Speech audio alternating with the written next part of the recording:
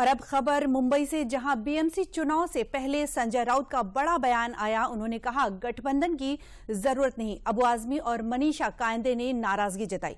बयान से विपक्षी खेमे में हलचल और महाराष्ट्र की सियासत में गर्माहट। आइए देखते हैं रिपोर्ट। हमको पूछा कि इंडिया आघाड़ी का अब वजूद क्या है। हमने कहा इंडिया आघाड़ी लोकसभा के लिए बनी थी, महाविकास आघाड़ी विधानसभा के लिए बनी थी।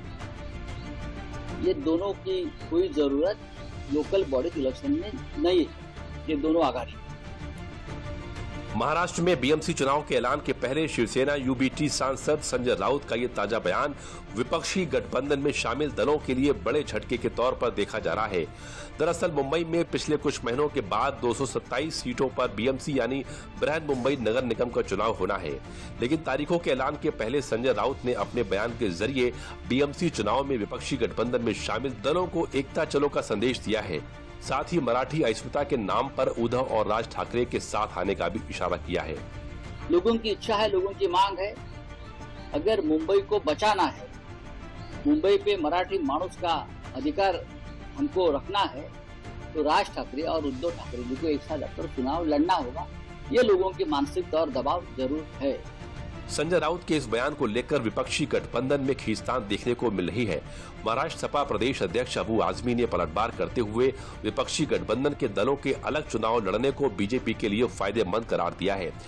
वहीं शिवसेना नेता मनीषा कायंदे ने संजय राउत के बयान को यूज एंड थ्रो की सियासत का नाम दिया है। टूट पहले से टूटा हुआ है। पहले से सब एक दूसरे के टांग पहले से खींच रहे थे। अगर असेंबली में कायदे से हुआ, सबने एक दूसरे के लिए काम किया होता, कायदे सीटों को बंटवारा हुआ होता, तो मैं समझता हूँ कि शायद आज ये पोजीशन नहीं होती। नेशनल लेवल पर रहेगी तो फिर तो बीजेपी को कोई हरा नहीं सकता। सिर्फ अपनी पार्टी को बढ़ाने के लिए, सीटें के लिए जिद करना, मैं समझता हूँ कि जमहूरियत को कमजोर करने के बराबर है। देखिए, ये तो हम पहले से ही कह रहे थे कि ये सब स्वार्थी लोग इकट्ठे आए हैं और यूज एंड थ्रो की पॉलिसी जो है वो अब खुल के सामने आ गई है। और मतलब वापरो और इस्तेमाल करके फेंक दो, ये पॉलिसी है।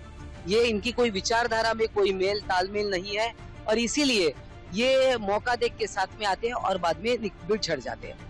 मुंबई बीएमसी चुनाव अक्टूबर या नवंबर 2025 में होने की संभावना है। हालांकि अभी तक सरकार या निर्वाचन आयोग ने इस बाबत किसी तारीख का ऐलान नहीं किया है, लेकिन उससे पहले संजय राउत के इस बयान ने महाराष्ट्र में सियासी पारा बढ़ा दिया है।